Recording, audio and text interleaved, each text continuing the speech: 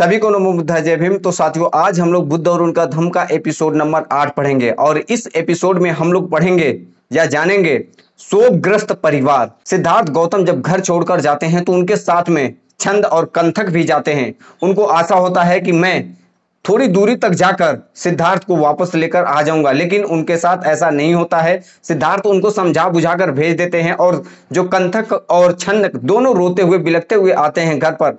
घर वालों को भी आशा होता है, छंद जो उनके पिता शुद्धोधन होते हैं उनको आशा होता है कि छंद और ये जो कंथक दोनों लोग सिद्धार्थ को लेकर वापस जरूर आएंगे, लेकिन ऐसा नहीं होता है। गांव की जितनी भी महिलाएं, औरतें और उनकी माता, उनकी पत्नी, सब लोग रास्ते देखते हैं, लेकिन वो सिद्धार्थ वापस नहीं आते हैं। छंद और कंथक दोनों खाली हाथ वापस आते हैं और जब ये खाली हाथ वापस आते हैं तो शुद्धोधन और उनकी माता जो मौसी थी सिद्धार्थ की, गौतमी, और उनकी जो पत्नी थी यशोधरा, ये तीनों लोग क्या कहते हैं, आइए हम लोग वीडियो के माध्यम से जानते हैं। उससे पहले अगर आप लोग हमारे चैनल पर नए हो तो मेरे चैनल को सब्सक्राइब कर लो, और अगर आप लोग पुराने हो तो कोई बात नहीं, ज्यादा से ज्यादा लोगों तक शेयर करो, कमेंट करो, है ना।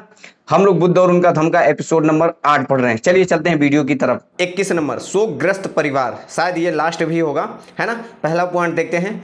शुद्धोधन के परिवार के सदस्य उत्सुकता पूर्वक छन्न की वापसी का इंतजार कर रहे थे। वे आशा लगाए बैठे थे कि हो सकता है कि छन्न घर लौटने के लिए राजी कर ले। जो सिद्धार्थ थे उनको घर लौटने के लिए राजी कर ले, ऐसा घर वालों जो शुद्धोधन थे वो आशा लगाकर बैठे थे। दूसरा पॉइंट, राजकीय अस्तबल में पहुंचते ही कंथक बड़े जोर से हिनहिनाया। इस प्रकार उसने अपना दुख राजमहल के लोगों के सामने व्यक्त कर दिया। तीसरा, तब राजमहल के अंतःपुर के लोगों ने सोचा चूंकि अश्व कंथक हिनहिना रहा है इसलिए राजकुमार वापस आ गया होगा। चौथा, और स्त्रियां जो शोक से मूर्छित सी बैठी हुई थी अब बड़ी प्रसन्न हो गई। उनकी आंखें राजकुमार को देखने के लिए उधर उधर घूम रही थी। वे पूरी आशा में महल के बाहर आईं, लेकिन वहां बिना राजकुमार के कंथक को देखकर निराश हो गईं। पांचवा, आत्मसंयम छोड़ गौतमी जोर से चीखी, वह मूर्छित हो गई और रोती हुई चिल्लाई। छठा, जो लंबी बाहों वाला हो, जिसकी शेर के समान चाल हो, जिसकी वृषभ जैसी आंखें हो, जो स्वर्ण समान सुंदर हो, जिसकी चौड़ी छाती हो, जिसका ढोल सा बादल के समान गंभीर आवाज हो, क्या वैसा महान व्यक्ति आश्रम में रह सकता है?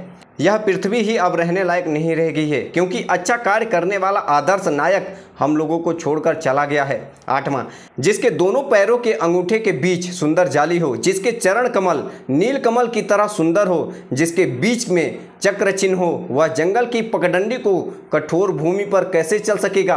वह शरीर जो महल की छत के तले रहने लेटने योग्य है, वह बहुमूल्य आभूषणों और चंदन से अलंकृत रहता था, वह पुरुषोचित शरीर वाला जंगलों में कैसे रहेगा, जहां सर्दी, गर्मी और वर्षा से बचने का कोई उपाय ही नहीं। 10वां, जिसे अपने परिवार, शील, शक्ति, बल, पवित्र विद्या, सौंदर्य और यौवन का अभिमान था, जो हमेशा देने को तैयार रहता था, जो किसी से कुछ नहीं लेता था, वह दूसरे से भिक्षा कैसे मांगेगा? ये सिद्धार्थ को कह रहे हैं। 11 नंबर, वह जो स्वच्छ सुनहरी सैया पर सोता था, जिसे मधुर संगीत वाद्यों की झनकार से जगाया जाता था, वह मेरे तपस्वी अब सिर्फ एक कपड़े के साथ कठोर जमीन पर कैसे सोएंगे? 12 नंबर, इस दयनीय विलाप को सुनकर स्त्रियां एक दूसरे को अपनी बाहों में पकड़कर या पकड़ते हुए अपनी आंखों से आंसू ठीक वैसे ही बरसा रही थी जैसे लताओं को हिलाने पर उनके फूल से मधुर बरसता है। 13 नंबर, जब यशोधरा यह भूल कर कि उसने ही उसे जाने की अनुमति दी थी, जमीन पर गिर पड़ी और विलाप करने लगी। 14 नंबर, उसने मुझ जैसी पतिव्रता पत्नी को कैसे छोड़ दिया? उसने मुझे विधवा बनाकर छोड़ दिया। वह अपने एक जीवन में अपनी धर्म पत्नी को संगी साथी बना सकता था। ये उनकी पत्नी कह रही। 15 नंबर, मुझे स्वर्ग की कोई इच्छा नहीं है, मुझे एक ही अभिलाषा थी कि मेरे पति मुझे इस जीवन में और न परलोक में मेरा साथ ना छोड़े। यदि मैं अपने पति की बड़ी बड़ी आंखों वाले और सुंदर मुस्कुराहट वाले चेहरे को देखने लायक नहीं हूँ, तो क्या बेचारा राहुल भी अपने पिता की गोद में लेटने योग्य नहीं है? 17 नंबर देखते हैं, क्या है?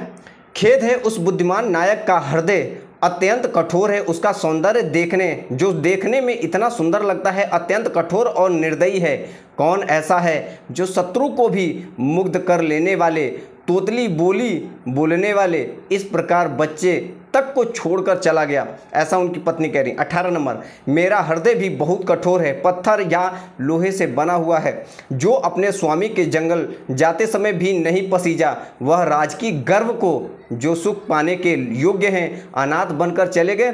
लेकिन मैं क्या कर सकती हूँ, मेरा दुख मेरे लिए असह्य है। 19 नंबर, इसलिए अपने दुख से होश हवास खोकर यशोधरा जोर जोर से विलाप करने लगी। यद्यपि वह स्वभाव से धैर्यवान थी, लेकिन इस समय दुख में वह अपना धैर्य खो बैठी थी।